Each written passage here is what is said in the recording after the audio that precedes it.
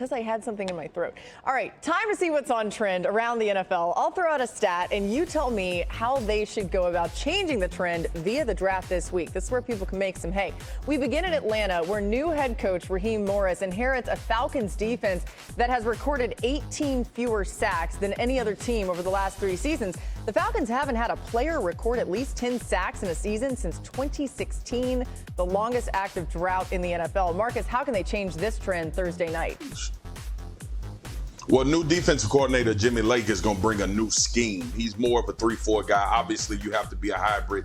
And Dallas Turner and Latu are going to be the question for me, depending on what type of system you want to run. We know that Dallas is very explosive off the edge, playing in the SEC, a physical type of game.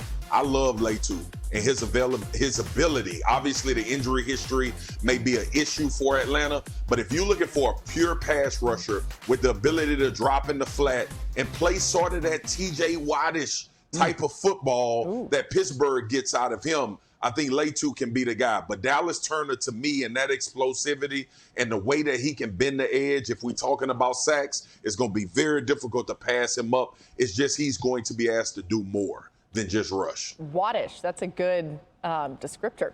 Next up, Denver, where the Broncos have been searching for stability at the quarterback position ever since Peyton Manning retired after the 2015 season. Since then, the Broncos have used 13 different starting quarterbacks, which is tied with Washington for second most in the NFL. Look at that list. It's long and kind of bad. Only the Browns have used more. Dan, how can they change that trend using their draft picks this week? Yeah, it's either using the draft picks to go up and potentially get a J.J. McCarthy or getting a Bo Nix, or maybe it's picks and people. I know they just picked up Patrick Surtain's fifth-year option, so it doesn't – I wouldn't imagine that he could be a part of a package. But the reality is 2 years ago they traded for Russell Wilson. They gave up 3 players, 4 picks, a couple of those being first-rounders, and $250 million. He's no longer on the team. So to sit here and say 2 years after that you're going to go into the season, with all due respect, with Jarrett Stidham and Zach Wilson, is a tough sell to your fan base and team when it comes to like the chance to go win. So I would fully expect them Thursday to be aggressive, again, with either picks, maybe next year's, or people on their team to try to go up and go get Bo Nix or J.J. McCarthy. To another team that could potentially be in the market for a QB, the Giants. Now, Daniel Jones let's do it.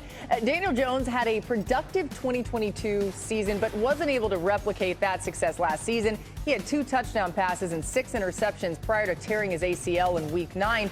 Jones doesn't have any guaranteed money in his contract after this upcoming season. That's important. The Giants have the 6th overall pick. Dan, should they use this draft to find the replacement for Jones, who ironically was also drafted at 6 overall when he was drafted? They have to. Yeah. Daniel Jones has 1 season in his career where he's thrown for more than 15 touchdowns. Brian Daboll has done basically everything he could with Daniel Jones. And I understand that that's maybe not the perfect situation, using the 6th pick again, or trying to go up and get a player like a Drake May. But hypothetically speaking, Marcus Laura, like Daniel Jones comes back this year and plays good football, and it's a little bit better than his best career season. It would be like 20 touchdowns and 3,500 yards. Well, 2025, you owe him $42 million then. So the Giants would either have to pay him $42 million for, again, a pedestrian season, or you got to start all over. And you're not going to be likely at that 6th pick again with Brian Daboll. I just think they got to be aggressive. Yeah, D.O., based on what you're saying, they are in a predicament. Right. But just in case they can't get up and get a quarterback, I think wide receiver is the next best thing. Obviously, they haven't had, I don't believe, an explosive guy at that position. And obviously, if you're going to have to go with DJ, Daniel Jones, you can turn big plays out of just regular passes, if you get my drift. So Malik Neighbors, to me, everybody talks about his explosiveness. Obviously, I'm biased because he's an LSU wide receiver, and I don't know when the last one has failed in the NFL coming out of LSU. Okay. So if you're looking at just a potential playmaker to add with DJ because the confidence is not there, I think Malik Neighbors is a no-brainer if you can't get up and get a quarterback. I hear you in there, Matilda.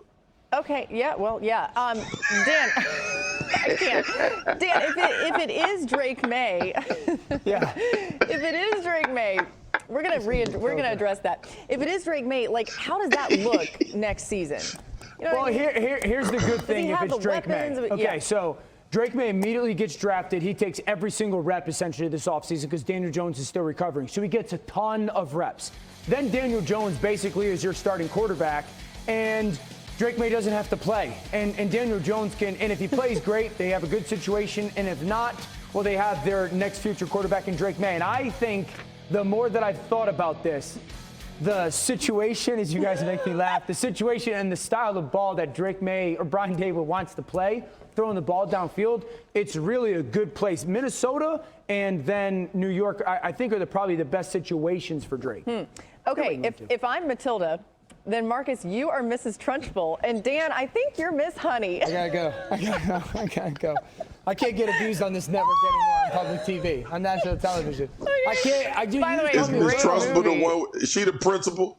Yeah, Is Miss Mrs. Trunchbull the Trunchbull, she's the one principal that with the big mole? eats the Yeah, cake. she's nasty. And there's That like big-ass hair mole coming out on of her that face? mole. Yeah. All right. Anyway. When he does that fudging laugh, it makes me so mad. I love it. He called You just called me an old, ugly woman, yo.